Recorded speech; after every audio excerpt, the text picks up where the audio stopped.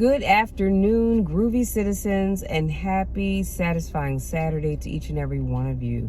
You guys, I am so excited about today's topic, but I'm even more excited because even though, as always, my day has been busy, thank you, it's been very productive. This morning, I should say, I had from 9 to 11:30ish, we had our facilitator training. Because my church, metropolitanbaptist.org, we are starting up these small group Bible study lessons. And so I think I showed you all the book. If I didn't, I'll be sure to show it to you on Monday. But anyway, we are using this book. It's a 12-week course of study. And so we had our facilitator training today, so I'm super excited about it. And like I said, there's small groups, so there's no more than 15 people per group. Okay, that's why it's called a small group, to keep it very small, very intimate. And we just went over some do's and don'ts of facilitating, because one of the things that many people may not be aware of is there is a difference between a facilitator and a teacher. Completely different. I don't have time to unpack all of that right now. However, just know there is a difference. So if you think, oh, I could be a facilitator because I'm a great teacher or I'm a great coach, you might want to think about that a little differently. Because like I said, when you're facilitating, it's an all-in kind of thing. And so you're not standing there teaching people how to do anything. You're there leading and guiding, but you're not teaching. So if somebody has a question, instead of answering that question, you kind of redirect the question back to the group so that the group is chipping in to answer said question. So if I get a moment between now and the time we start, I'll just kind of break it all down to you. So anyway, so that is that. And what else? I'm gonna finish up this video, get it uploaded, and I have a 3:30 nail appointment. Right now it's 72 degrees. It's kind of chilly outside, y'all, so I do have my heat on very low, but I do have my heat on because it's a little chilly. Plus, when I was at church, the room we were in, it was quite cold for me anyway. And so dealing with my sinus issues, I'm not feeling 100%, but guess what? I feel much better than I did yesterday because I broke down. Yesterday was date night, so we went out to eat. After we finished eating, went across the street to the CVS, and I broke down and got me some Zyrtec. Now, I've been taking Coricidin, which is actually a cold medication, because it's supposed to dry up your runny nose. And I said, okay, well, this should work fine. I always keep that in the house. And it just was not working the way I needed it to. And so my bestie, he said, I'm telling you, you need to get some Zyrtec. So I said, okay, fine. I'm going to go ahead and get it. Plus, I saw a commercial, so I knew right then and there that was the Holy Spirit speaking to me, saying, girl, go get that Zyrtec. So I did. Now, he didn't tell me the Zyrtec is quite pricey. The most expensive bottle I saw was $52.99. Now, I'm not sure how many pills came in the bottle, but I was like, $52.99, good grief. And then the next one down from that was like $49.99. There was a $34.99 bottle, and I found what I was looking for, the one that said it was on sale for $19.99, and you get 25 gel capsules in a bottle. I said, well, let me just get that because I want to see how it's going to work for me, because I know people swear by it, but it may not work for me, so I didn't want to spend a whole lot of money.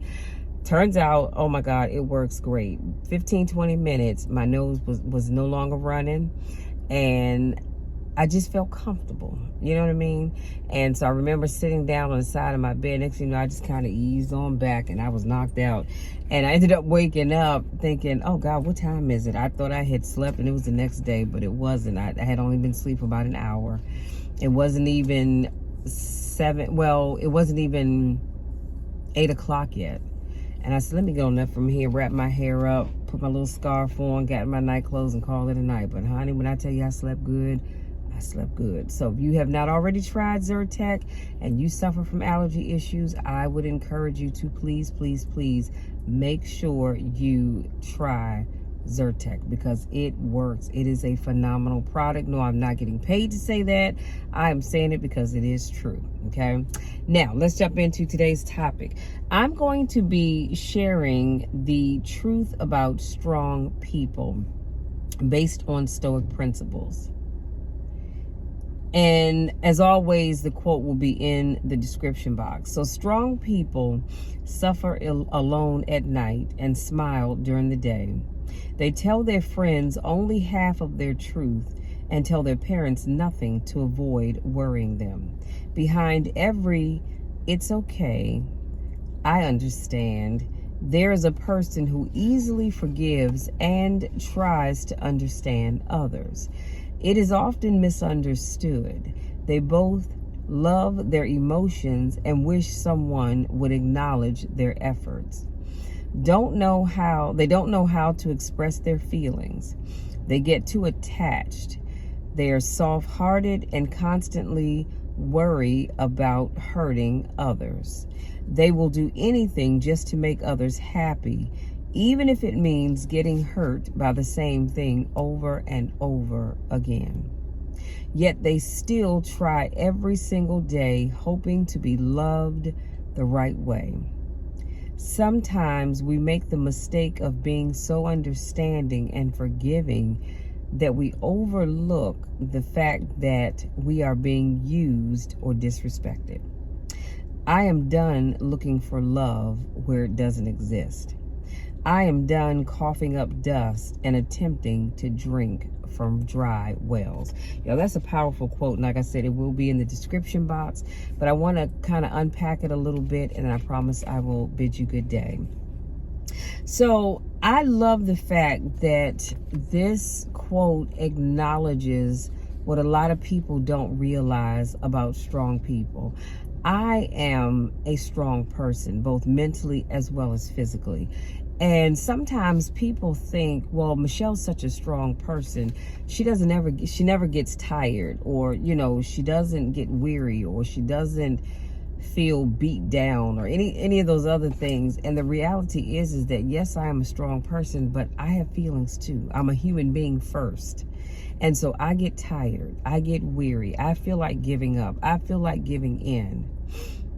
I smile at the right times, knowing that my heart is heavy sometimes, or I have a lot on my mind, but they're just not things I want to share with other people, so I just keep it to myself, which is not necessarily the best thing to do, because all it does is wear you down.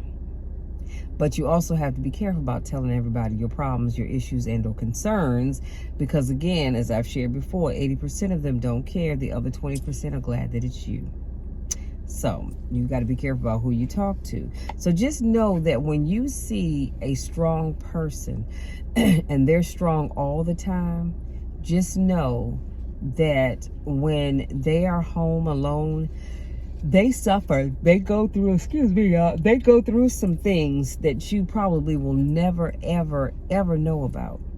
See, we can smile and say all the right things in public, when we're at work, when we're at church, when we're at our group meetings, or whatever the case may be. But then when you go home at night by yourself and there's nobody there to talk to, or that I should say will speak back to you in an audible voice, it can be kind of lonely sometimes. And you feel like, well, Lord, I'm there for everybody else, but I always feel like I'm by myself. So just know that. And it is true. We tell our friends only half of the truth. And we tend to not tell our family members stuff because we don't want them to worry. And we know that they're going to worry. And that's why we keep things from them.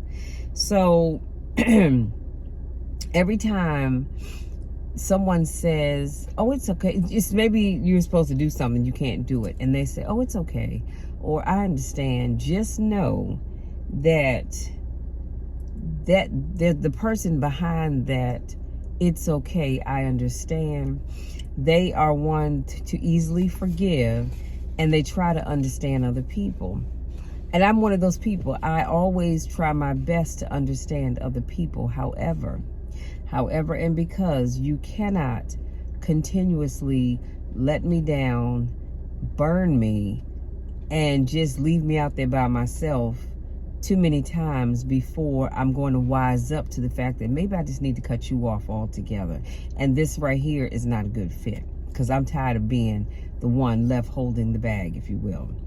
Now, it's often misunderstood because they love their emotions and they wish that someone would acknowledge their efforts. So these people, like I said, they're strong physically as well as mentally. Right now we're speaking of the mental aspect, but they also want someone to acknowledge their efforts. I mean, again, some people will now. Some people are bold like that, but others won't. They won't tell you, hey, you know, I just want every now and then for someone to say, hey, Michelle, you did a great job. Hey, Bobby, you did a wonderful job.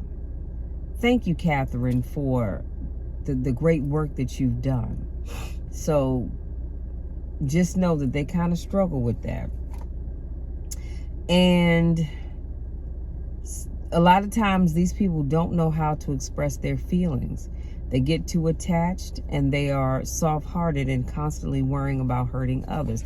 Now, I won't say that I worry about it, but, you know, I don't want to go around hurting anybody. I don't. So I will go out of my way to avoid hurting someone, but not at the expense of hurting me. See, because here's the thing, you've got to understand that if you going all the way down to Z to avoid hurting someone, but you're putting yourself out and you're hurting yourself, excuse me, that's a problem. That is a serious problem. So you've got to put your own. It's just like when you're on the plane and they do the little instructional, and the flight attendant, what does he or she say? If in the event of an emergency, your breathing apparatus falls down, cover your face first before you go and help somebody else. Because while you're so busy helping other people, you're not helping yourself. Okay, so just know that. And they go on to say they'll do anything just to make others happy, even if it means getting hurt by the same thing over and over again. I, again, will go out of my way to try to make other people happy, but you have to have limits. You have to have boundaries. And I've said this before, if you don't have boundaries, you're teaching people how to treat you. You're saying, I have no boundaries. Walk all over top of me if you want to, and it's okay. And it's not okay. It should not be okay. And then the person goes on to say that they still try every day, hoping to be loved the right way. Everybody wants to be loved the right way. Nobody wants that pity love. You know, when somebody falls in love with you just because they pity you, they have pity for you because you're just going nowhere in life, or whatever your case or issue may be. Nobody wants that. And sometimes we make the mistake of being so understanding and forgiving that we overlook the fact that we are being used or disrespected. I see this happening a lot of the times. A lot of times we get so caught up in that moment that we don't see that we're being used and or disrespected. And this person is literally playing in our faces. So we've got to open our eyes and take note when we are being disrespected and we're being played for a fool, because we're not fools, and by any stretch of the imagination. So keep that in mind. And then I love where it says, sometimes we make the mistake of being so understanding and forgiving that we overlook the fact that we're being used. Oh, I just said that, didn't I? Use or disrespected. So please make sure. I know I said that to say that please make sure you are paying close attention to when people are using you and disrespecting you. Because people have so many conniving ways to go about doing this that you may not even notice that you are being used and or disrespected. Because we see, what you're not going to do is play up in my face and think it's going to be okay. I'm done looking for love where it doesn't exist. Well, all I can say is this. If you are one of those people who you're looking for love by any stretch of the imagination, by any means necessary, I need you to make sure you're not trying to find love where it doesn't exist. Y'all, excuse me, I need to take a sip of water.